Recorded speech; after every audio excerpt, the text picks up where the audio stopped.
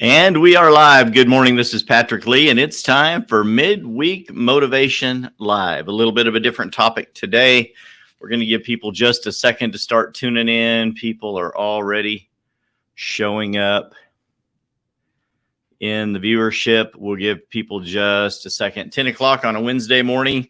The regulars start showing up within a minute. We're going to be talking about grief today, how to understand grief, maybe how other people deal with grief. How do you deal with grief? And a little bit of a different topic, and hopefully we'll help some people out today. We will be back right after this.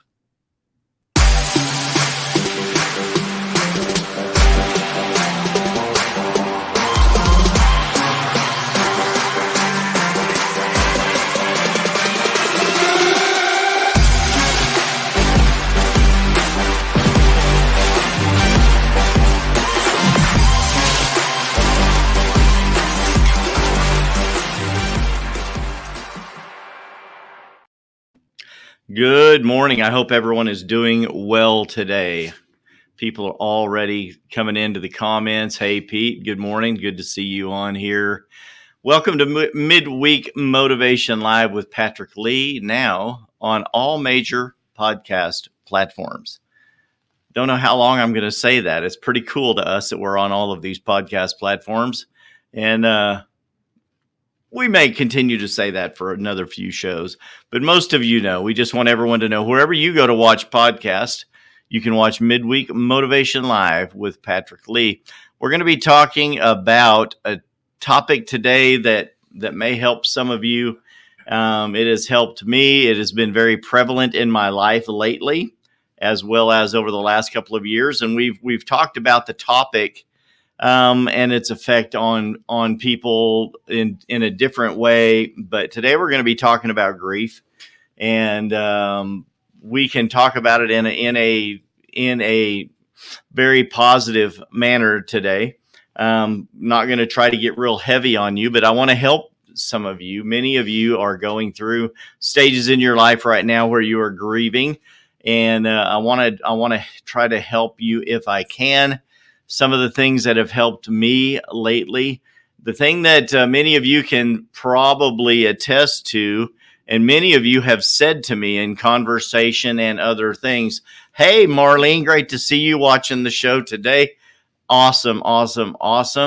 Good morning. It's going to be a great day. Pete and Marlene, a couple of people already watching the show. Great friends. We have all dealt with grief in the past, the immediate past, and within the last few years and throughout our lives. And it seems like sometimes as a person, you feel like, and I've told you before what your feelings tell you.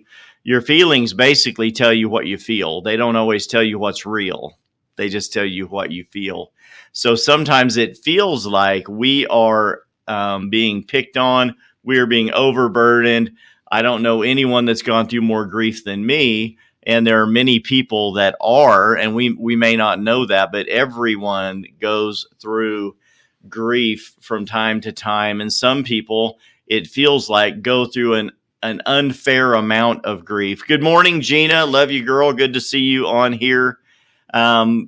So that's really where the topic is going today, and it's on grief. What is the meaning, of grief? People talk a lot about grief, and one of the earliest recollections I have of the word grief, of course, growing up in a Pentecostal Christian family, we talk about grief a lot. But as a young kid, it was an expression used in Peanuts, in the Peanuts comic strip, and Lucy or Linus or Charlie Brown would say, "Good grief." And I always thought that was funny because when we were kids growing up, grief was always a serious thing to us. And in the Peanuts comic strip, and other people that we would heard say it would say, "Good grief." And they used it as an expression of like, well, that was dumb, or I can't believe you did that, or said that, or this happened. And it was an exclamation of unbelief. It was good grief. And I think that many times that grief really can be something like that. Not to make light of it, but we need to make light of it in some areas. But sometimes it's like, good grief, I didn't expect that to happen. And that came out of the blue. That happened to me, and many of you watching the show that are from the Amarillo area or know some of the same people that I know. 2 weeks ago, we lost multiple people within just a couple of days. Many of you know people close to you that have passed since we are. I go ahead and say post COVID and the jab. I'll get political for a minute. Since the jab, we keep seeing news reports every day of prominent people passing away, athletes passing away, doctors, physicians passing away, superstars, movie stars, TV stars, musicians, family members, and friends passing away. And many of us have our opinions about that, but we are going through, no matter what side of the aisle you are on that, many of us are going through grief at an extraordinary level lately. So I thought it would definitely be worth discussing and talking about today. What is grief? The definition of grief is what we think and feel on the inside when someone we love dies. Examples could include fear, loneliness, panic, pain, yearning, anxiety, emptiness, etc. It is the internal meaning given to the experience of loss. Many of our family and friends have passed over the last couple of years. Many of you that I know watching and those not watching. Hello, Pastor Frank. Love you, sir. Thank you for watching. You always bring good insight to the show. Good comments. I love that. This is encouraging to me. I have multiple pastors that watch the show on any given day, and they comment, they chime in, bring a comment from every now and then. And then I saw another one of them at a funeral this weekend that watches the show and says, "Hey, love the show. It's solid. You're not preachy." And I'm going back to watch. I've been going back and watching multiple episodes now since I found the show, and I'm looking for content. And I thought, what an honor that an established pastor would make that comment to me. It's a compliment. I'm looking for content, but I always strive to bring you good content. And this is one of the things that I think it bears talking about. How do I deal with grief? What is grief? What can cause grief?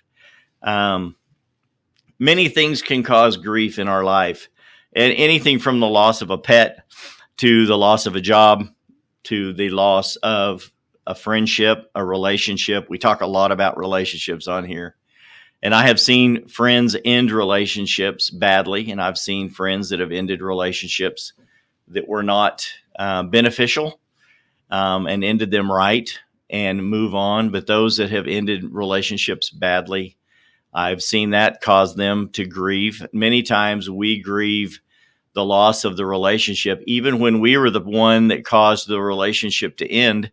If you know what I mean, I've been that person before, and I have literally grieved the loss of a relationship, because in your heart, in your mind, and in your spirit, it's almost like that person died. And sometimes we'll use that term, "You're dead to me," which I think is a horrible, horrible term to use, but I have used it. And we, as much as we hate to say that, we have said it to friends and family members in the past based on relationship experiences, things that they have done or said. It's like, "You're dead to me." And that's a very strong statement to say, because we have felt the grief when we have lost that relationship. Now, when someone is truly dead to you, there's no kind of pain that you can feel, probably as much as the loss, the actual death of a friend or family member.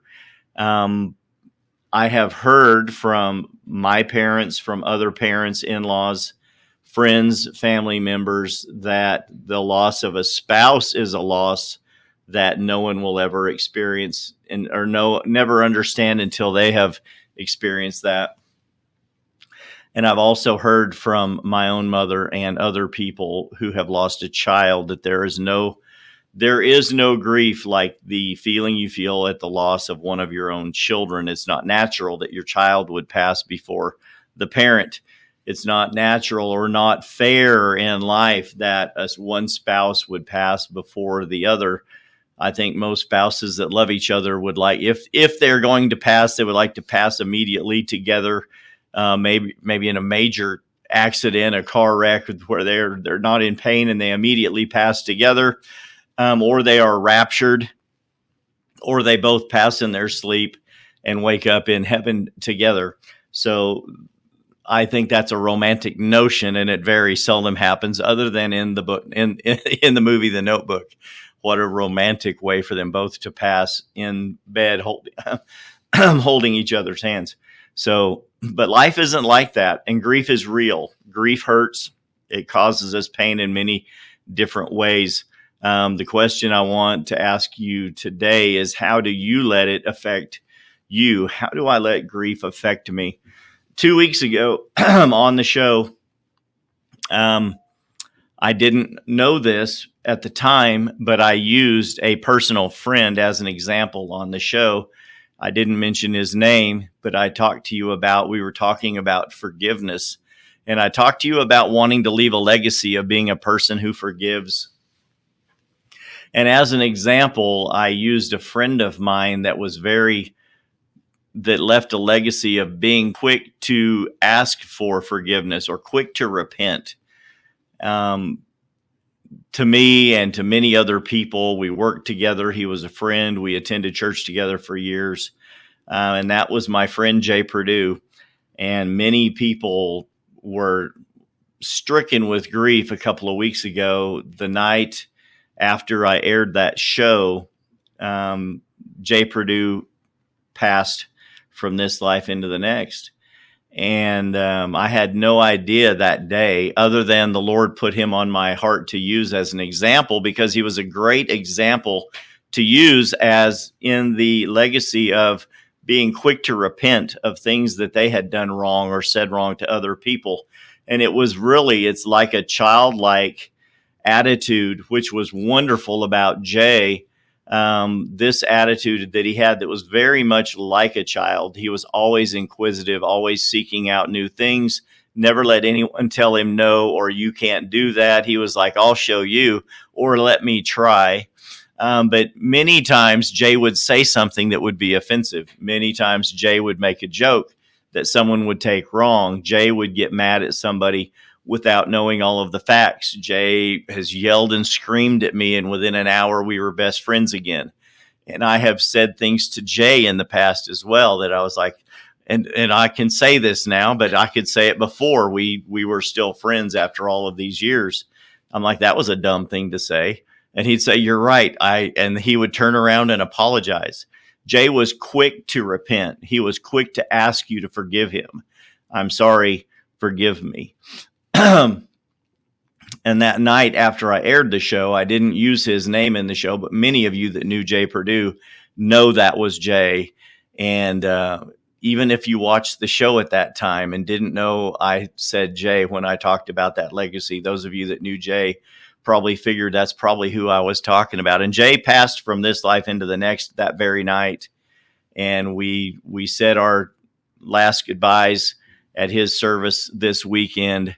And the service, this show is not an homage or a testament to Jay, but I am using Jay as an example in the show. Jay will be used as an example for many things in life from here on out about, in life. Jay was an original. He was a one of a kind, and he has left a legacy of being quick to ask for forgiveness whenever he would wrong somebody. And that's something that I want to be as well.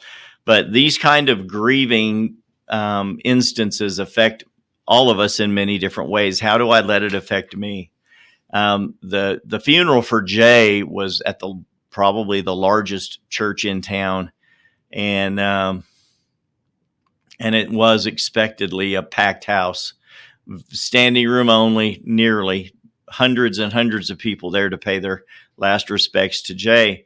And many people mourn differently. George, one of my great friends, we're not best friends, and I would lie if I got on here and said we were, but he was a great friend. And he passed, I think, 2 days before Jay. And the investment property that I currently own, I bought from George. I had bought another one from George in the past. He was a friend. His wife worked with us for years. We attended church together for years, and we sold their investment properties, and they moved down to the coast to live a new life down by the ocean, and we're loving life. And George unexpectedly left this life into the next 2 or 3 days before Jay. I think 2 days before Jay. And I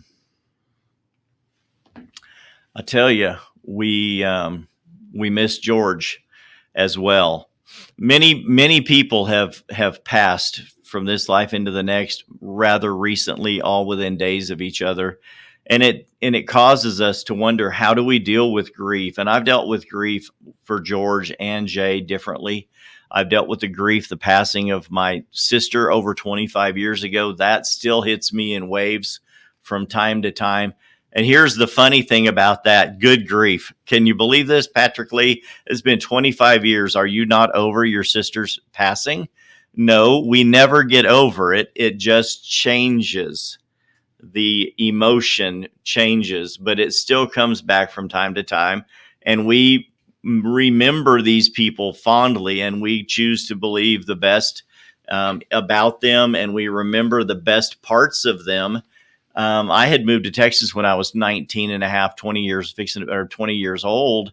And my sister passed about 5 years after I had been living in Texas. And we had only had contact a couple of times.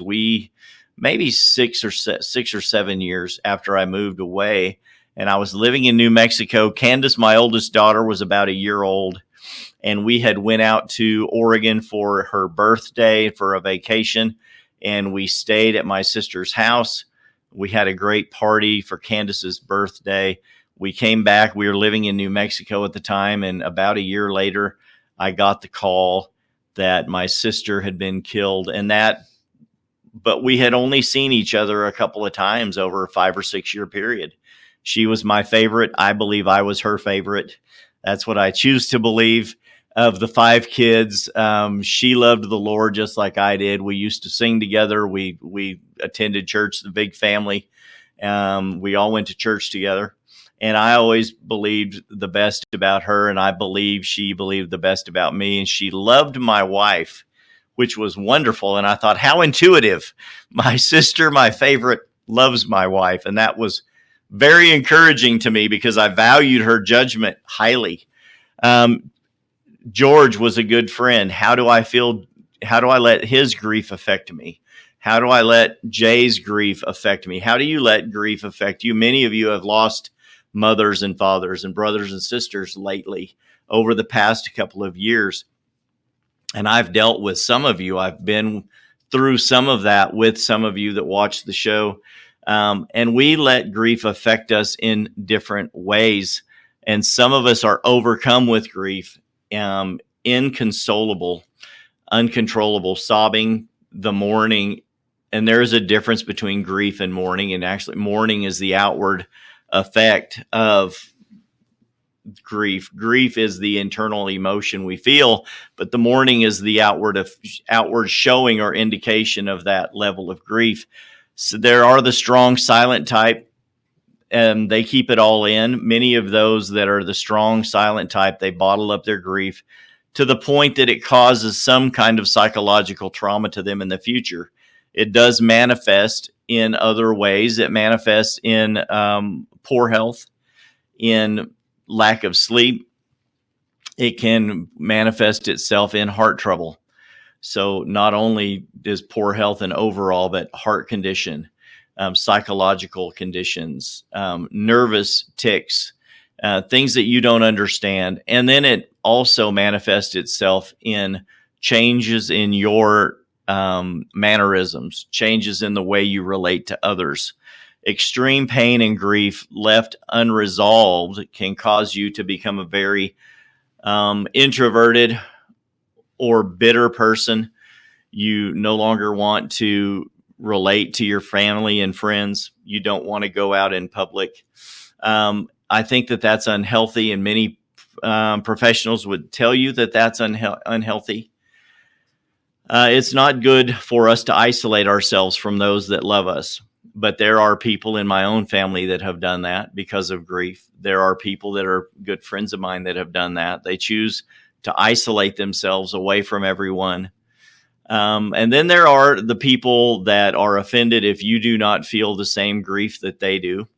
If you do not jump in alongside of them and help them with their grief, then in the future, they basically are the ones saying you are dead to me. They remove themselves from you as a friend or a relative. You can't remove a relative, but you know what I mean. As a family member, a relative of yours, they ostracize you, shun you away from them because you didn't feel the same level of grief that they felt, and that's unfair. So if that's you, stop it. But how do I let grief affect me? Is there a healthy way to express or to experience grief? And I believe that there is.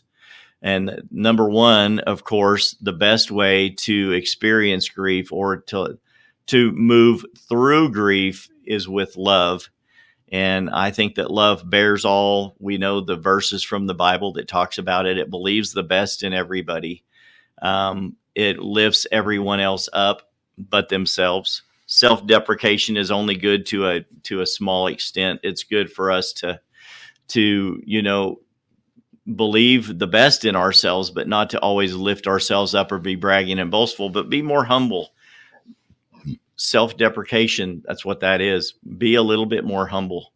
And lift up others as opposed to yourself. It's easy for me to make fun of me. It's hard for me to let you make fun of me, but everyone does, so I get it. But it's a little easier for me to make fun of me, right? But how do I let this grief affect me? How do you let it affect you? Are you the angry person? Are you the person that isolates and shuts yourself away from everyone else? Is there a specific time allotted to mourn? In ancient civilizations, there were many different times given to mourn. And in some countries, you basically had a mourning period of a day, 2 days, 3 days. In some countries, it's a couple of weeks. People would cover themselves in sackcloth and ashes, and they would wallow in self-pity and grief for a period of time. And when that time was over, you would get up, go bathe, wash yourself off, put on clean clothes, and you're expected to be done with your grief. Is there a specific time allotted to mourn?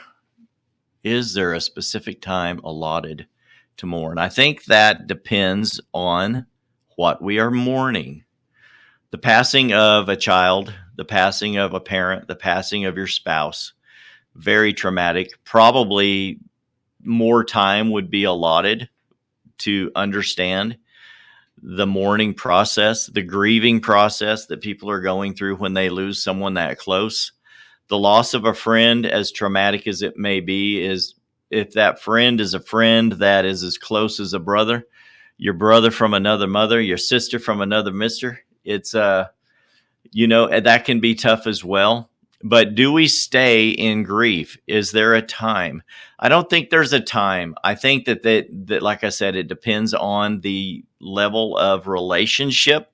We're always striving to grow those, but the level of relationship that you are experiencing with that person would probably determine a little bit of a time. But as friends, family members of that person, that's where we show grace and we are forgiving, and we give time to those people. And that brings us into our next statement about that. How do we help those who are grieving? Many of you are grieving right now. I pray for you. I pray that you feel better, that you are comforted, And if you're not in my life, in my sphere of influence or my circle of friends and family, I hope that you have friends and family that are close to you that can help you. The best way to help those who are grieving is not always the same. Some people who are isolationists or the strong silent type want to shut themselves away. And I think to help them, we need to express to them that we are there for them, give them space and time to mourn and grieve, but not to the point that it becomes unhealthy. I think a good friend jumps in there with that friend and pulls them out of depression, pulls them out of mourning and grieving, pulls them away from their isolationist tendencies, their opinion or attitude that they need to shut themselves off from the world. I have friends that battle with depression. That's another show we've talked about before. Friends that battle with severe depression, some friends that battle severe anxiety attacks, and grief is one of the big contributors to those as well. So I think as a friend, a true friend, a brother, a sister, we come alongside that person and we help them. We urge them to come out of it. We urge them to come with us to public places, or even if they want to stay home, we go stay with them and we sit with them. We drink coffee. You hold their hand. You tell funny stories about the person we're missing. You remember, you share memories of the good times. And as we remember those, we change our attitude, we change our mind, and we help that person. And I believe when you have helped that person through that, that relationship is 10 times stronger, 100 times stronger than it was before, because that friend is the friend that came alongside you and helped you in your time of need. I have friends that feel like they have helped everyone in their time of need. And then when they're experiencing loss in their life, their family, and that person does not reciprocate, they are incredibly hurt. I want to urge every one of you, if that may be you and you feel like you have been there for everyone and no one is there for you, or everyone is not there for you, then I would say to check your motives on that, because our true motivation should always come from a place of love. And when we're following that love motive, we are not seeking reciprocity. We are not seeking for that person. We're not helping that person deal with their grief selfishly. I'm doing this for you, so you will do this for me in the future.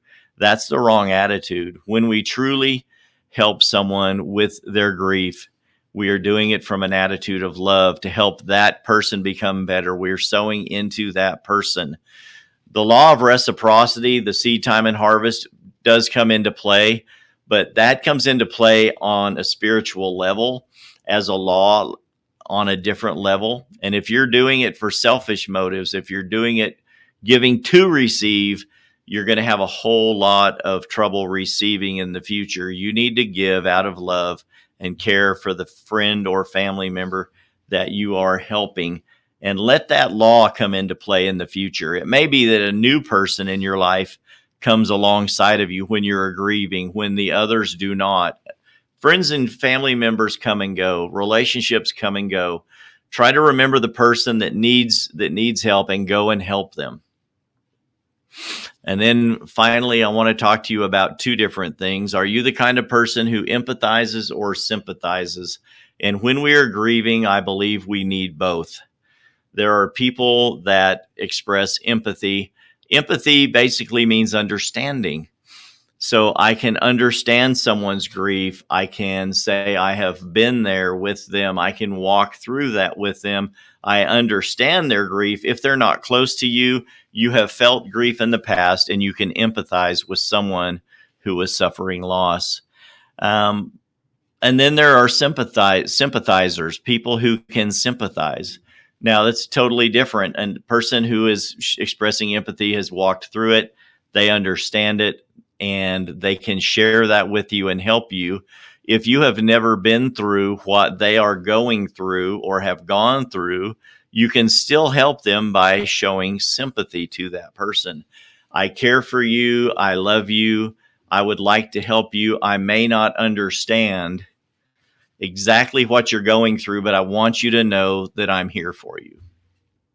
And that can mean just as much when you say that from a heart of love as it does to the person who's been through it. Because many times we say, you don't understand my pain if you haven't been through what I'm going through. But the person who may not understand that perfectly clearly can still show sympathy to someone who is grieving.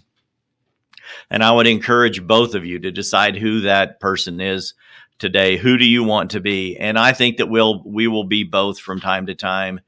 The loss we experienced with Jay last week, and George and other friends, in-laws, Morgan and Nicole, some other girlfriends of ours from church, that family lost their daddy.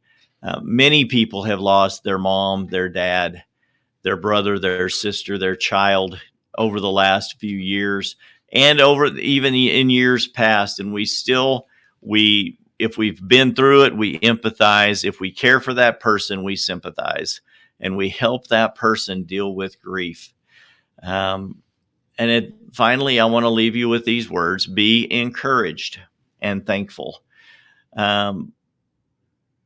Grief happens for a season. We will go through the time it takes to grieve the loss of the pet, of the relationship of the friend, but also the longer time, the relationship that we've lost with the passing of that friend or family member. But I do want to tell you to be encouraged and thankful. Your joy will return if you want it to return.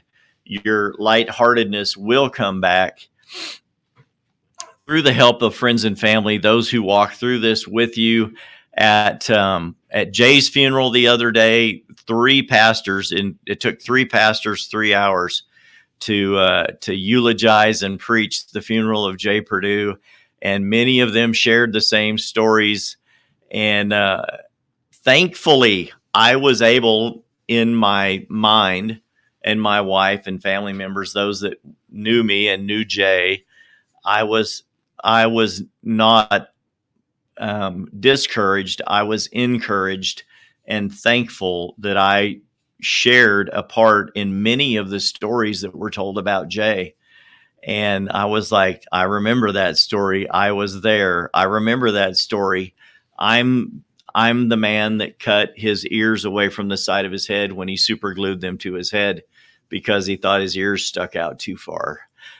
And I used the scissors on his little multi-pocket tool he handed to me and said, please cut my ear away from the side of my head. I cannot believe how foolish I have been. So I was thankful that I shared many of those experiences Jay had been through that were the funny stories of his life. I was there, and I have those memories. I'm going to remember Jay fondly, and I'm still going to associate and have great memories moving forward with his family and his kids and his wife and relatives. You know, I love the family. They love us, and we'll continue to share good memories about Jay. We're going to remember the best memories about my dad who passed, and my sister and your brother and your mother and your dad when they passed. We're going to be friends. We're going to encourage each other, and we're going to be thankful for the time that we had with that person. We're going to remember the best things about them, and we're going to be thankful and happy moving forward. Bonus tip for the day: lift up your head. Joy comes in the morning. Our morning may last for a night or 10 nights or 10 months, but joy does come in the morning. Be encouraged. Everyone, thank you for tuning in this week. I appreciate each and every one of you. Love you for watching the show. Like, love, and share the show. If you're watching this on YouTube, please subscribe to the channel and click on the notifications bell. That helps me move up in the rankings on YouTube. If you're watching this on any other major podcast platform, continue to like, love, and download the podcast. That helps us grow the show as well. There, the growing in influence and the ability to help more people is what Midweek Motivation is all about. If you are interested at all in Patrick Lee, the things that I do for a living and how I may be able to help you as well, click on the link to my digital business card. It's scrolling across the bottom of the screen, www.patricklee.work. Get an appointment in my calendar. I'd love to talk to you and see if I can help you as well. Until next time, this has been Midweek Motivation. I like you a lot. I love you a lot. I'll talk to you soon. Bye-bye.